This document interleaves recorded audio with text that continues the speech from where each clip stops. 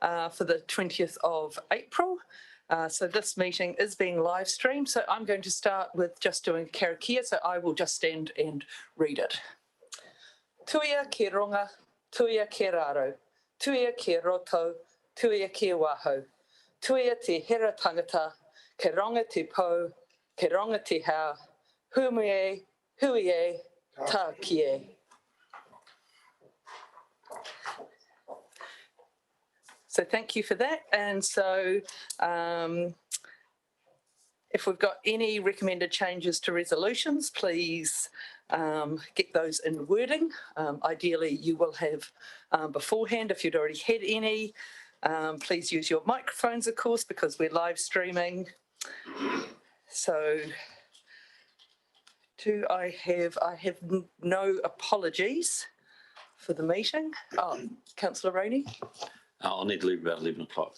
Okay, thank you very much for that. Okay, so the order of business is as per the agenda. Do we have any updates to the register of interests? Okay, if there's any interests that are on the agenda as we go along, please feel free to notify me at that time. We have no public forum, so we'll go to the confirmation of minutes, which is on pages 6 to 9.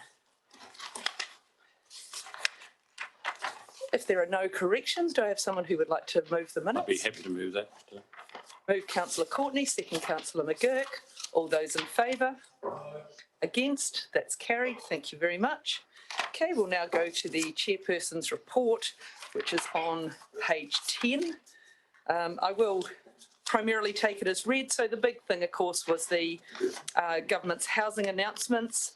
And so, as you all have seen from the reports, the staff have been very busy working on various elements of the housing announcements. And so we'll have more update on that later on the report, and similarly on the housing reserve. So the community housing providers have started providing some feedback, so that's really good, and that will be important information that we feed into that process. And so they're very delighted to have had continual engagement with that housing reserve process. So are there any questions? If not, I'll move the resolution on page 10. Do I have a seconder? Second, Mayor Rees. All those in favour? Against? That's carried. Thank you very much. Okay, we'll now go to the City Centre Spatial Plan update on page 12. And Alan Gray and Paul Jennings are joining us. Thank you very much, gentlemen.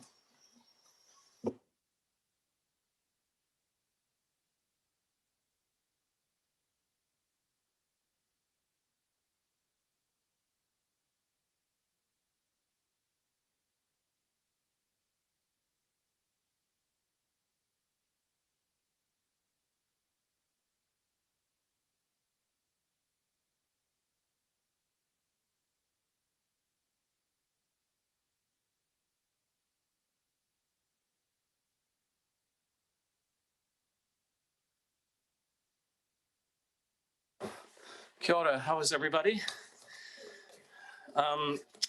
So I think you have all met Paul before, right? Is everybody familiar? So Paul and I have been launching into the kind of initial pre-engagement sessions with our community, looking at the City Centre Spatial Plan, asking them, you know, what we could be considering within the sort of the scoping of this. And we thought we'd give you a bit of an update. We have worked across 2 of the last 3 weeks in week-long sessions with, and it's a bit hard to read at this slide, but we've approached about 40 of our community sectors. To date, over the last 2-week sessions, we have reached out, we have actually met with 33 of the 40 groups. And that breakdown is as follows. We've met with 33 groups, 85 representatives from those groups over those 2-week-long sessions. We've also had some ancillary meetings where we've met with the Rotary at Whakatū. I've met with Youth Council twice, and Paul attended the Positive Aging Expo in Richmond last Friday. So we have been working quite a bit in this space over the last 3 weeks. I have up here kind of to date, and this is a bit of a summary from the first week-long session. It didn't change tremendously with the second. We have some kind of good central themes. I really thought going into this work, it would probably be quite a polarized group in our community, but actually I'd say, I don't know, 75% or 80% of it's really pretty consensus. We note that we haven't shown them any particular options. So when we go back to them in 3 weeks' time, we might get a bit more of a reaction. But generally, the broad kind of breadth of those 33 groups generally support the idea that that we need a people-focused, place-based outcome in our city going forward over the next 30 years. There is really strong support for the housing intensification work to build our city center residential population up. There's very strong support for the science and technology precinct and how that might help move our city and grow our city going forward. We recognize that to make these changes, it will require some behavior change, and we know that those things can be a bit disruptive.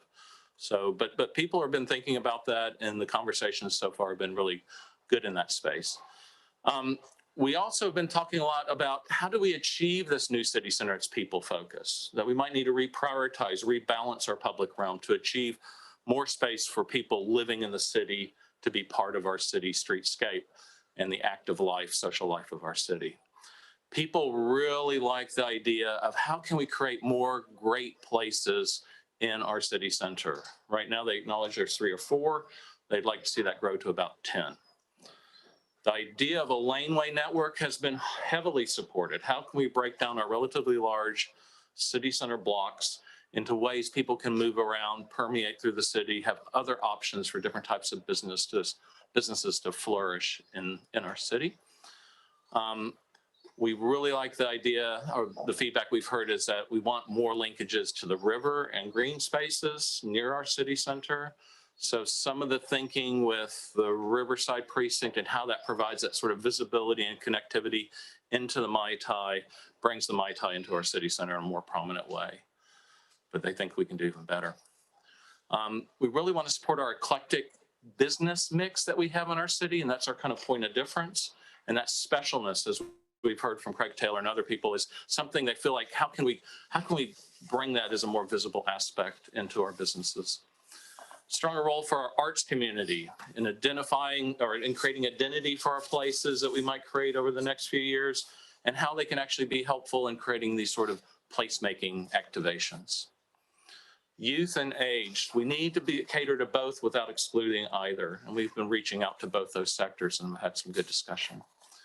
And a big thing we've heard time and time and time again is that we as a council need to be better at telling our success stories. How can we tell the story about this city into the future that gets people really excited? And that's helped kind of reframe how Paul and I think about having these discussions. The idea of trialing, once we sort of establish a 30-year plan, is supported. So how do we kind of build on that momentum that we've already set up over the last 2 years? And we need a stronger identity with what our places are for Whakatū. They aren't just things that we import in and plunk down. Yes, parking has come up. People are open, though, to different ideas about parking. I think they recognize, and even some of our more vocal community sectors understand that if we're going to grow this population, we need to rethink how parking works. Parking is an expensive part of integrating it into a residential project. The developers have told us that. People are open to new ideas on how we might achieve that. And it's good that Sue McCauley and the transport team have launched the parking strategy work with their consultant last week. Sue was involved. Sue's away out of town right now, but Sue's been heavily involved with our work on these engagement processes. She's attended a number of the sessions, and her consultant attended a few of them last week. So that's really good. We're all kind of connecting up and catching up with them. So that's a little bit of an update. I think just kind of going forward, so this is the sort of work program that we have for the City Center Spatial Plan. We're at the big red dash circle that's, that's today. We've gone through the first week and the second week of community engagements. We'll have the parking strategy started up last week. We will be coming back to those different sectors, maybe in a little bit of a different way. We might blend some of the groups and have more of a sort of maybe a slightly longer meeting where we're going through some options that we're developing in between the sessions. For council and this subcommittee, 26th of May is a key date. We're going to have a workshop here to talk about the spatial plan itself and what has been coming out of those sessions. We are working iteratively, as we have been hearing from our community, to develop the plan. After that, we'll have another week-long session where we kind of incorporate the comments from the workshop and bring it back into kind of a clear focus. Then at the 1st of July, we'd like to take the draft spatial plan up for consideration to full council to go out for a 4-week public consultation process. And then I think after deliberations and the various reports, hopefully towards the end of September, we can get adoption on this and move forward into the piloting projects. So that's a little bit of an update from our end. I don't know if you guys have any questions on the attachments or the process we've taken so far. Yeah, is there anything from the engagement strategy or engagement plan you'd just like to run through before we go to questions? Paul? Not particularly. Yeah, No. I think we really wanted to try a new way of doing this, and we worked really hard with the Mayor, Judine, and Mel, particularly over a series of meetings to try to find a way of reaching out to our community that we heard from in a big way during the Streets for People feedback, that survey that we did in June. So we're trying to do something a little bit different here, but yeah, that's kind of the summary of that. I think, sorry on that, just to say as well, is that we will probably flex away from the format that we were looking at. I think that we've probably worked through that very group of 1, 2, 3, 4 labour intensive sort of process. It's worked really well for getting people engaged, but now I think there's a real opportunity to flex around that and bring some of those groups together and extend the conversation a bit wider. So it's worked really well, but into this third session, we'll probably change the format up a little bit. Okay, thank you. Just got a question myself, just the date of the expo. So it's 1 week into the consultation period. So that's really just gives you time to get it organised, basically. Yeah, we could move that date if you guys think that's fine. I thought it might be good for people to kind of, I guess, digest some of that information and then be able to come to a session, but we're really flexible on that date. Okay, thank you. And then you did comment about older people, because it was raised to me at a meeting I was at yesterday. I was reminded that the population is ageing, and the older people at the meeting did say they often feel quite excluded. So, and that a lot of our focus is on engaging with young people. So are you confident that you've been engaging, so for example, with Accessibility for All, with Positive Aging Forum, any groups that represent those interests as well? Yeah, we've reached out to all those groups. Now, I'd probably say in hindsight, it's the 20 to 30s that is probably the group that's least represented. We've got a channel through to them.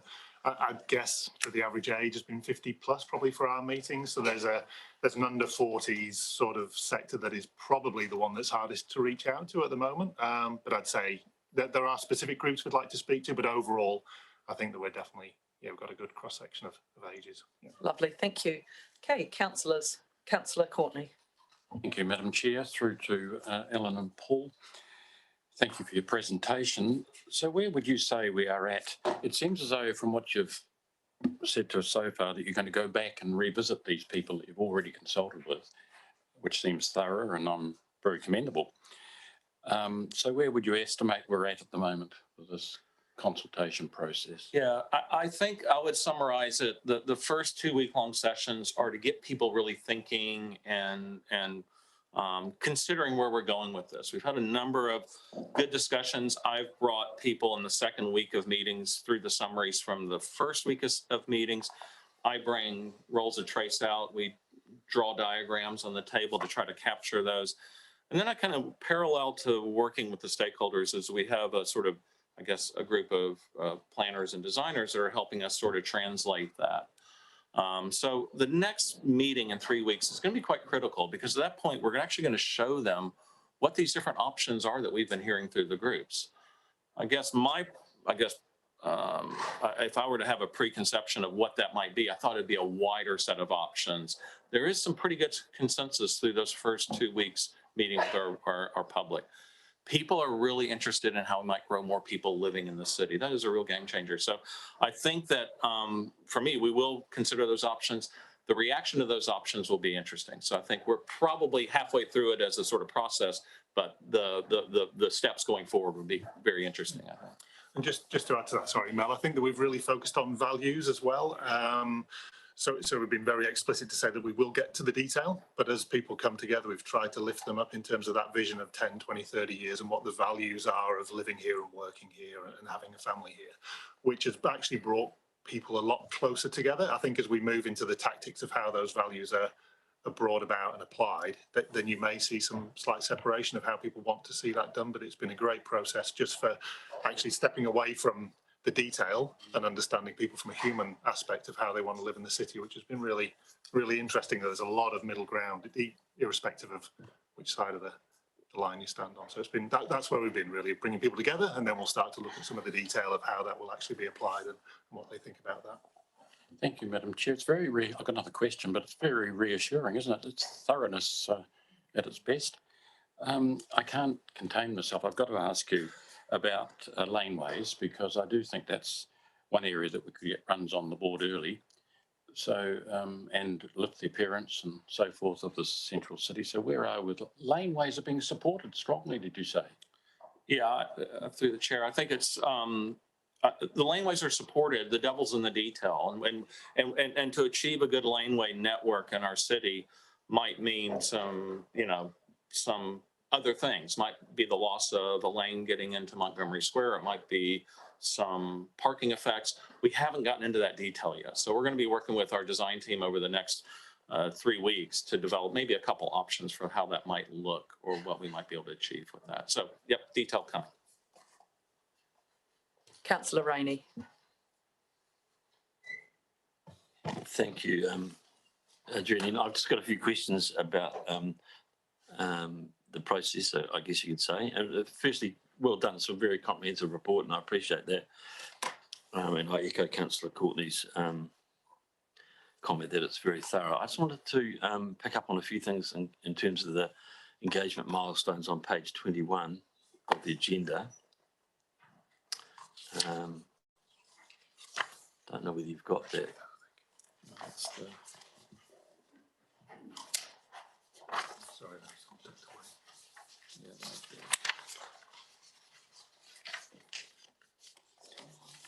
I understand Thanks. the desire for the process to be encompassing of as wide a group of stakeholders as possible. And I'm just reading through the list of stakeholders on page 20 and 21, stakeholders that influence the outcomes and stakeholders that are interested in the outcomes. And I just note that there, well, my question is really, have there been any elected members participating in any of the stakeholder meetings, or and I understand if this is the answer, no, because we don't want them to. I'd be interested in a little bit of commentary about that. Yeah. So through the chair, yes, we have had some elected members, basically the members of the city center engagement group. So Deputy Mayor and Councillor Courtney have been involved with some of the meetings. We have a couple, and Mel's been involved with one. So. Okay, thanks for that. And I presume that it's just a bit of a typo that on the 20th of April being today and the 22nd of June that it's stated as the Urban Design Subcommittee. I'm presuming it means the Urban Development. Urban Development. I got quite excited for a second being the Urban Design Champion. Anytime the words the Urban Design are mentioned, I get excited. I'm not quite sure why. However, on that point, as Urban Design Champion, would there be any opportunity for me to be able to at least observe the design huis that are occurring on the 3rd of May and on the 1st of June? So through the chair, I think any of the subcommittee, if they want to participate in those types of sessions, we'd be completely open. Right. So I guess through the chair, it's just a question of requesting that to staff, and yeah. And finally, I was a little interested to see that Councillor Courtney is listed on page 23 as Deputy Chair of this committee. Sorry, I was, yeah, thanks, Deputy Mayor. pointed that out to Yeah, me. And right. sorry, I think I'm still a little bit confused over the different, the previous row or something. So I'll clean that up. I was wondering whether it was wishful thinking. That's good. Thanks for clearing that up. Thank you. Yeah, so if I can just add a comment to that. So the key with councillor input is, so members of the subcommittee are more than welcome to attend. The key is to make sure we're not steering the discussion and that, we're more there as observers because we want the community to steer the discussion. Councillor Fulton.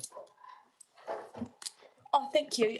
Through you, as the chair, I just have a question regarding emissions reduction and whether you're in your engagement getting any new ideas of the way the community would like to reduce their emissions beyond modal shift and say the urban greening plan, or building on some of those. What are people looking for?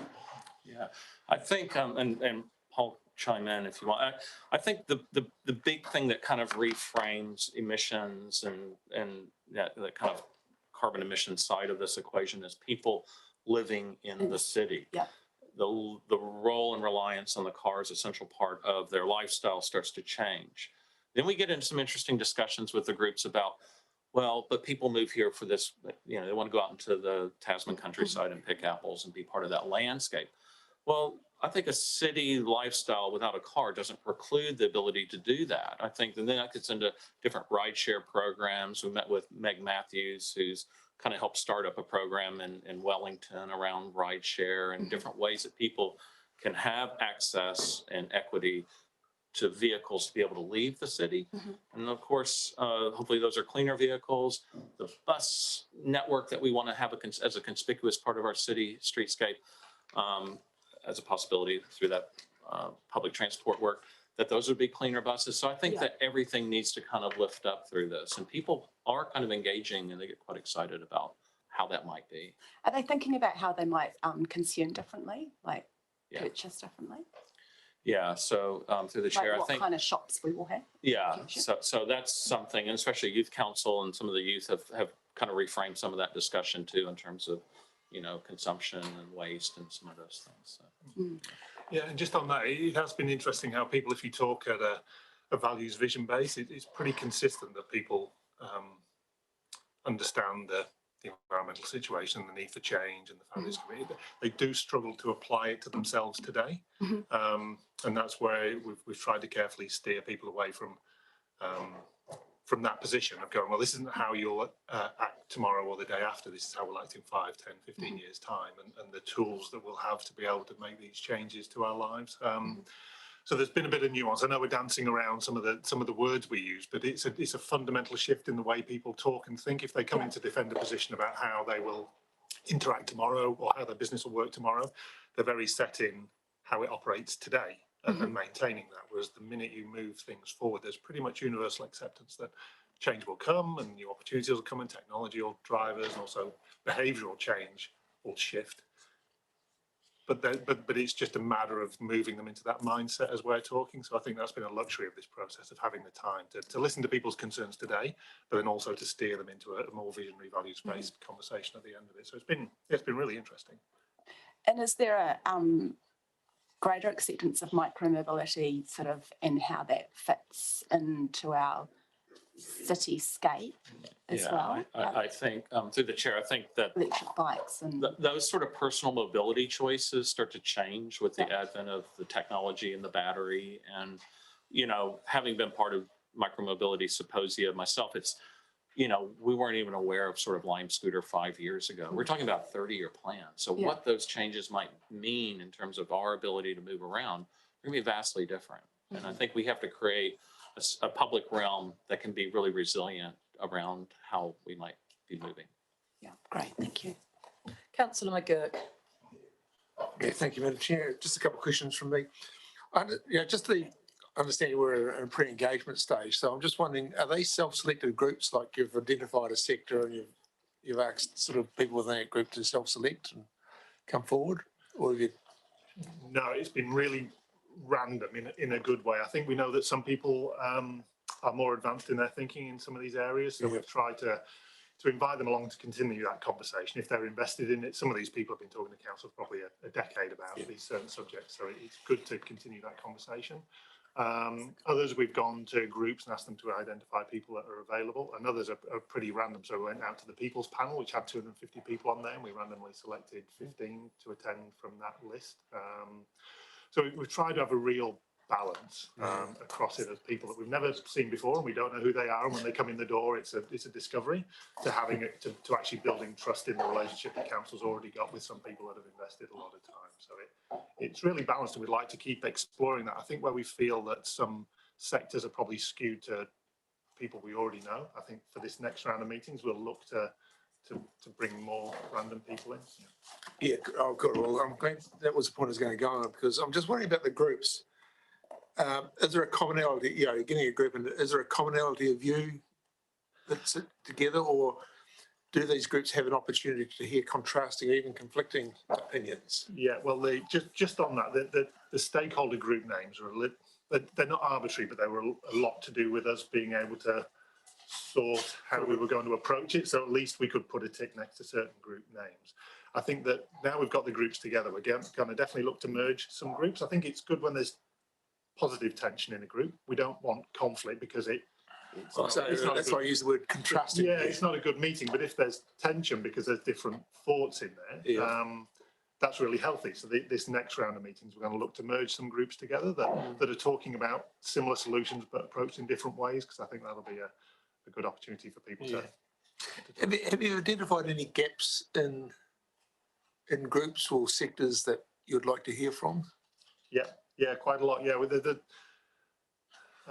probably half the people we've invited have either been able to attend or have attended. So there's been a follow-up in terms of why they were unable to. A lot of them it's time based, but there's definitely gaps. So we're probably a third of the way through the process. So now we're looking at a whole different way of approaching people. So some of them we're going to do a bit of a roadshow and go to some of the larger organisations. We've been invited into Cawthron, we want to go to Shuttle Rock, NMIT, some of the bigger like WSP and CGW, places like that have got large numbers of staff that we can go in and spend an hour over lunchtime and speak to a range of people. And others, I think we're going to have to just find other ways of engaging them. Just we want to hear from us, ideally at least twice the amount of people we have so far. So. Okay. No, thanks, Ellie. Any further questions? Madam Mayor. Oh, thank you. Alan and Paul, I was just looking at your summary document before, and you commented on the importance of telling our story, telling great stories. So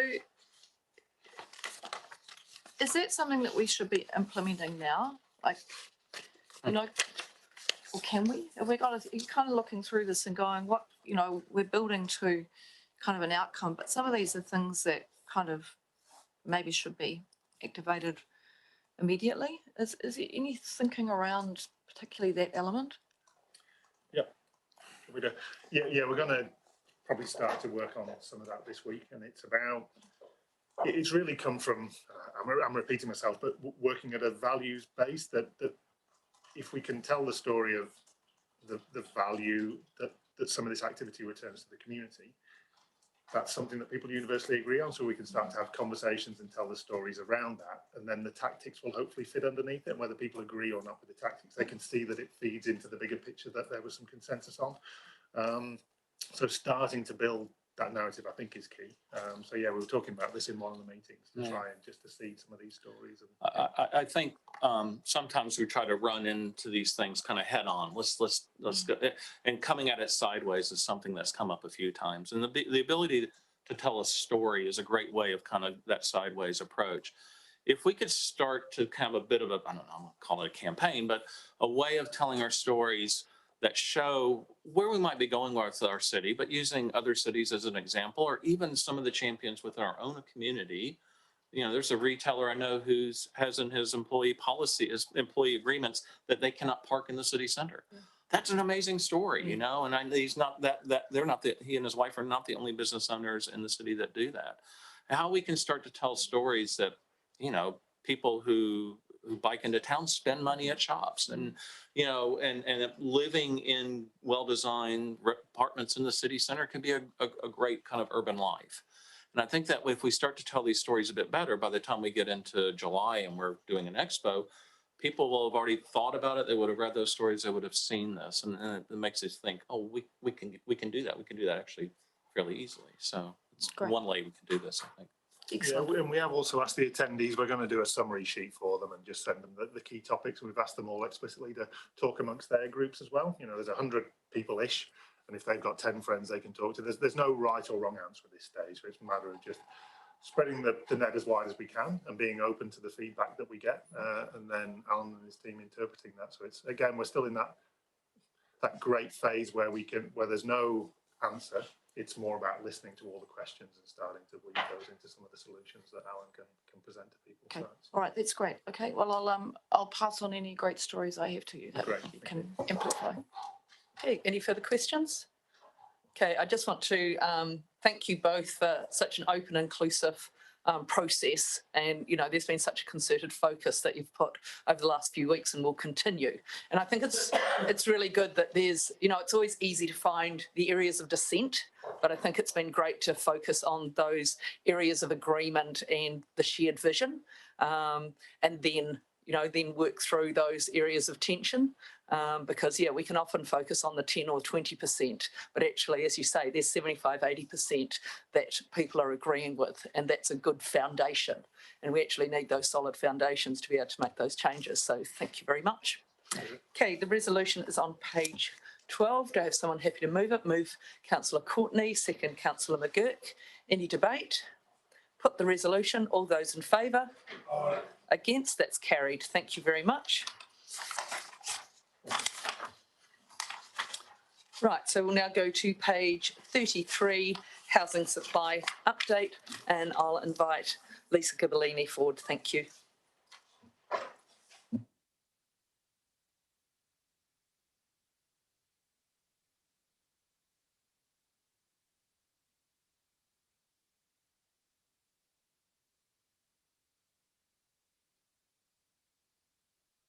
Morning. Shall I just give you a quick update? So I guess my conclusion really really represents a lot of what's been happening since I wrote this report and in the last few weeks. The housing space is fast moving. There's a lot going on. And as we know, with the government announcement, there is a lot more recognition at national level that some intervention is required, in addition to what local government can do in the housing space. So the team has been pretty busy in the last month. We've received the housing reserve and all the excellent work that Councillor Egner and Nikki MacDonald have done. We're taking stock of what's been done and the recent feedback we've had, and we'll be looking to bring a future report to the committee on the vision, principles and definitions on the housing reserve. And then in March, we had the government announcement about the next steps and also the Housing Acceleration Fund. And since then, Kāinga Ora have been in touch, and we've had a number of meetings. They have identified Nelson as a key area where they want to partner with council and developers to achieve housing supply, social housing, and also to intervene in the housing supply in terms of housing affordability and rental affordability market. Over the last few weeks, we've met with the regional manager and toured a number of sites of interest, council properties, government properties, and also private properties of interest. We did a presentation at the airport to regional heads and the Deputy Chief Executive on Nelson demographics and stats, what council's doing in the housing space, and then any ideas for how Kāinga Ora and council could work together. Kāinga Ora have really advised that they're keen to get some projects going in Nelson in the short term, which is a 2-year horizon, and they're also keen to identify some longer term supply projects for 10 years plus. So we've been working with them on those. They've done some early business cases on 4 sites in Nelson. which have made it through gate 1 of 3 gates of the government process. And they, together with that success, they have indicated that any applications to the Housing Acceleration Fund for support projects from council would be welcomed. So it's quite exciting and quite fast paced, and there is a lot of opportunity for council to partner with Kāinga Ora or to even facilitate partnerships with developers in Kāinga Ora to achieve some intervention in the housing market.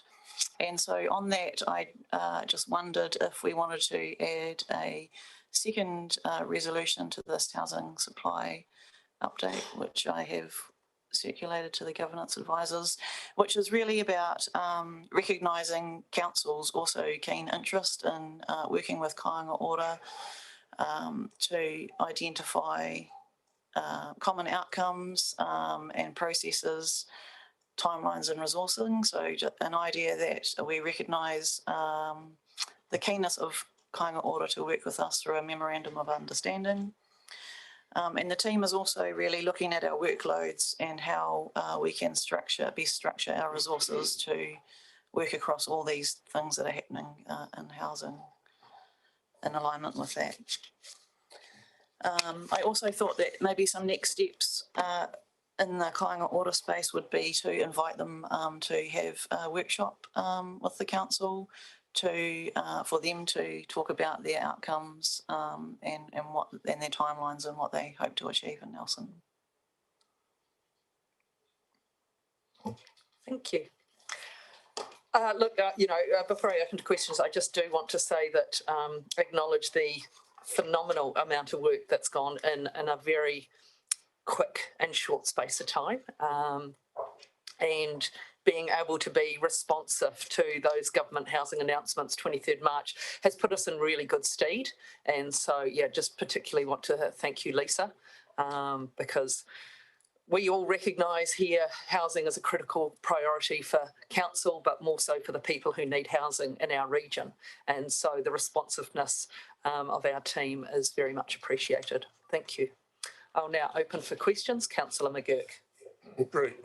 Just a quick question, really. Thanks, through you, Madam Chair. Yeah, actually acknowledge the officers' their very nimble and fast-paced response to a quickly evolving situation. So that needs to be acknowledged and certainly appreciated. Quick question. I noticed that looking at paragraph 3.5 rather, the criteria for the infrastructure fund. Have we had any smoke signals or indications of criteria? I see that it'll be announced in June. And I just think we had some projects with the PGF and also the post-COVID that I'm wondering if, are we in a position to review those ones? So through the chair, we haven't really had any indication about the criteria, although we did have quite a strong indication from meetings with Kāinga Ora that any infrastructure project that is required to support sites of interest that they are keen to achieve housing supply on would be welcome. They did also indicate that we should perhaps be preparing our application ahead of the 1st of June when we know what the criteria are. Yeah. Right. Is that work underway? Do we know?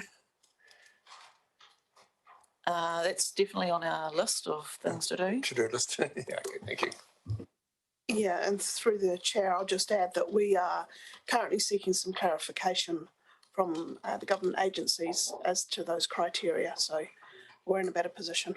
I suppose following, there might be a question that Ms. Barton might be able to answer in terms of the Kāinga Ora and the basically, I suppose, the regulatory role that they can adopt in terms of consenting.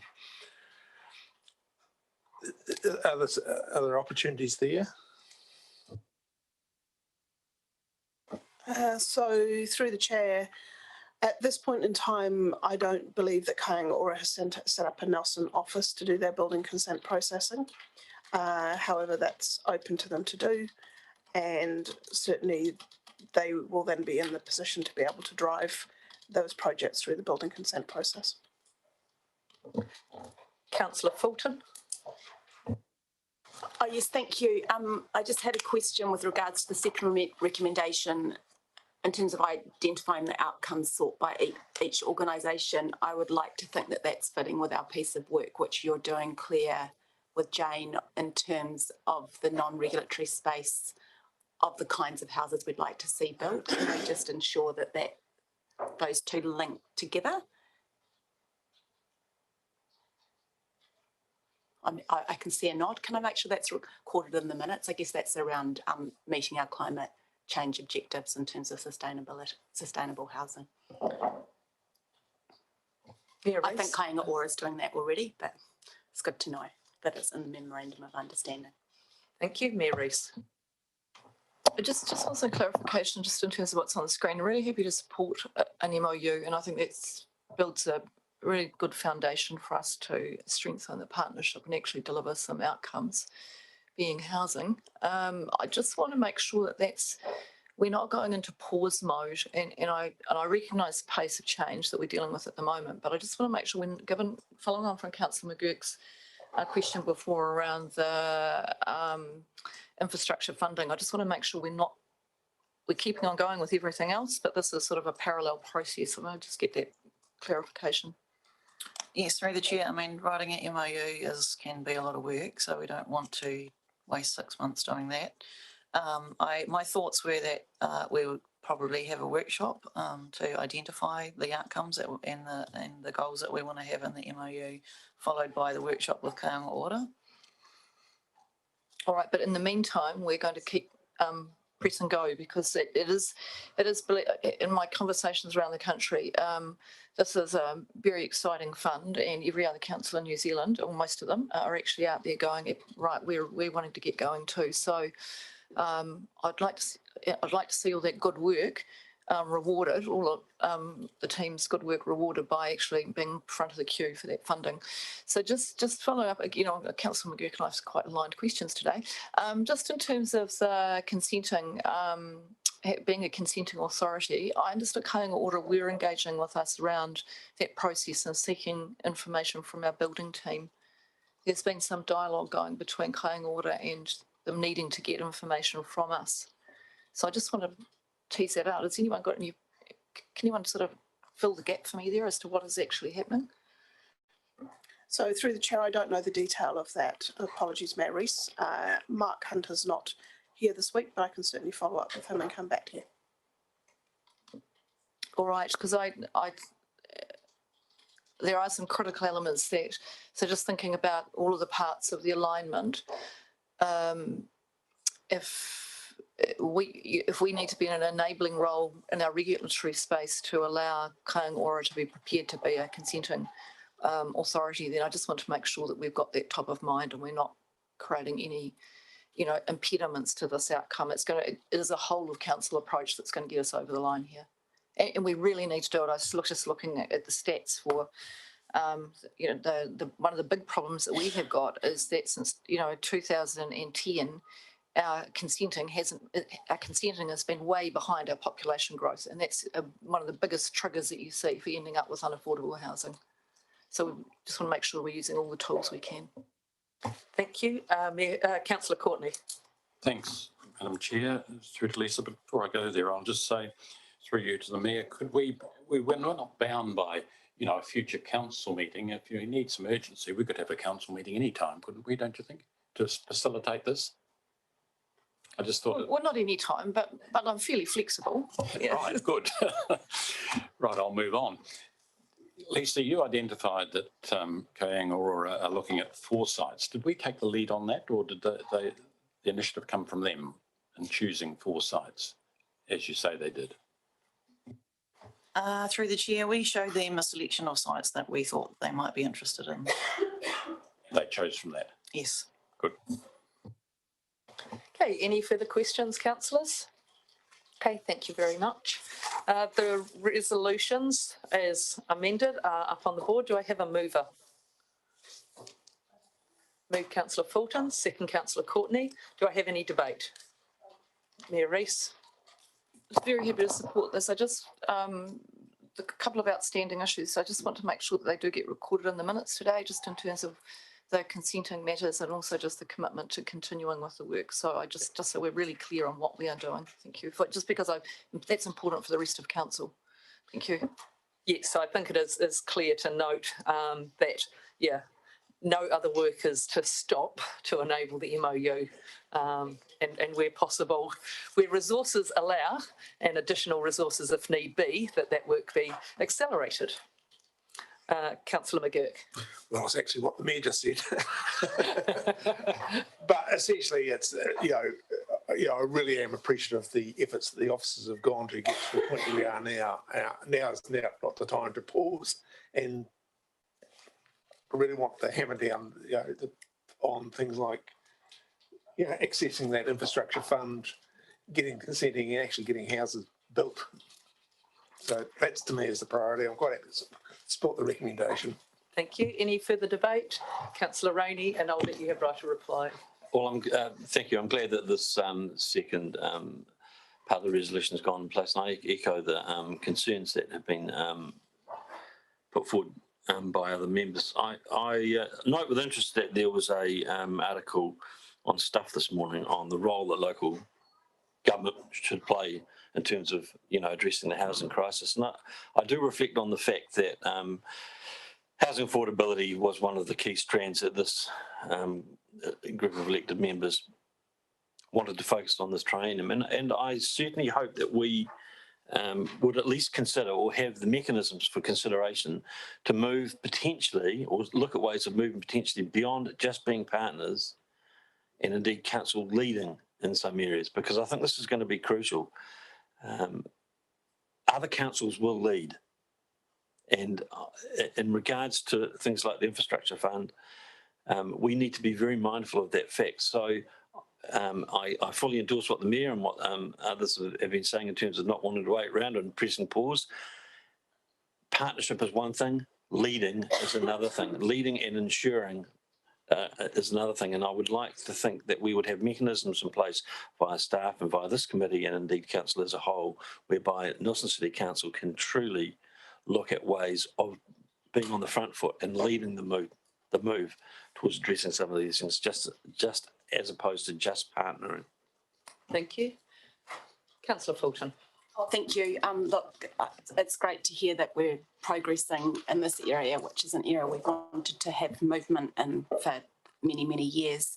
I think we're really aware as a community of the housing crisis and how important it is to respond quickly to that. But it's also important to remember that these houses, a bit like our spatial plan, are going to be with us for the next 50 years.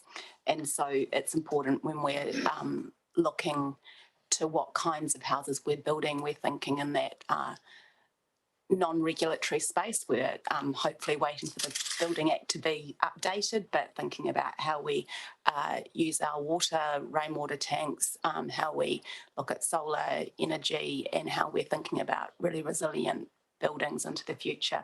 I know Kāinga Ora is already thinking along those lines, and I understand they might have reached, they're sort of looking at 6-star rating and reached a point where the thermal efficiency is so high you don't even need to turn a heat pump on in winter time, which is awesome. So, but we can certainly achieve those sorts of sustainability goals while still building affordable houses. It's just thinking about how we build differently.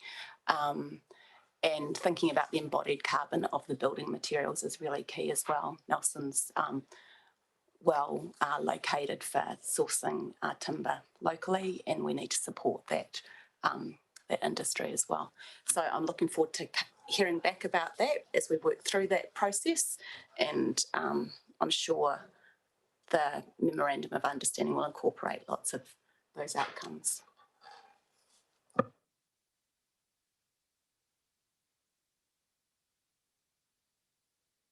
Oh, you want me to say that? Yes. Yeah. Mel would like me to add in that we're leading as a council. We are leading as a council around the country on these initiatives. Yeah. Thank you. Okay, so I will put the resolution. All those in favour? Aye. Against? It's carried. Thank you very much. Okay, so we will now move to go into the confidential session. Resolution is on page 4. Do I have someone happy to move the resolution? Move councillor McGurk, second councillor Courtney. All those in favour? Against? Carried. Okay, we'll have